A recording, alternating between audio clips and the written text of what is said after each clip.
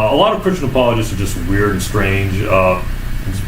For example, David Wood and James White, they have some kind of weird debate fetish where they like debate Muslim college kids and you know and they people declare victory over they've won the class of civilizations. Yeah, exactly. Just one debate. And then they think that if they keep debating Christianity and Islam and they're winning in those debates, that automatically proves their religion over Islam and stuff like that. Yeah. And people like James White has bogus. He has a fake PhD and THD, and this has been a source of mockery of James White all over the internet.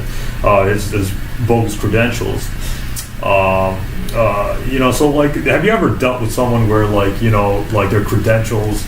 Have you ever been like elitist where you know you don't want to debate somebody because they have no credentials, or no? Have you ever done the Barterman approach? No. Well, that's the William Lane Craig is the one who claims that he won't debate someone who doesn't have a PhD. Although he does that, he's debated Eddie Tabash. He's debated people without PhDs before, but no, I don't have that limitation. I do.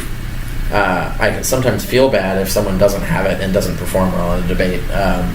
I win those debates, but you know, I feel bad for them. It's like, you know, you probably it's not fair. Yeah, it's not really it's not the best representation of the position they were defending, right? So I would rather have the best representation rather than the worst. But I don't organize debates myself.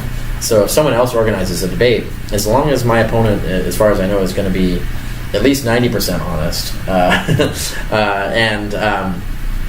and not defend reprehensible values or something, I'll probably do that debate.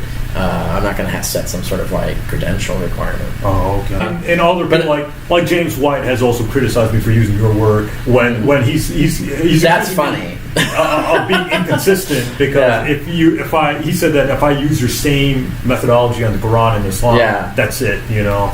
Yeah, I would just respond to them by saying like, oh, well then you agree with Richard Carrier's methodology, so you must agree with his conclusions, right?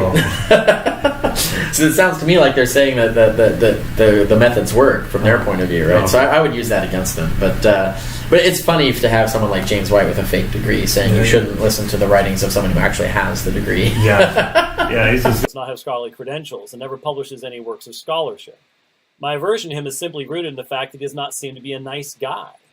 I have no problem with him being a committed Christian believer, but when someone is that offensive, I tend to take offense.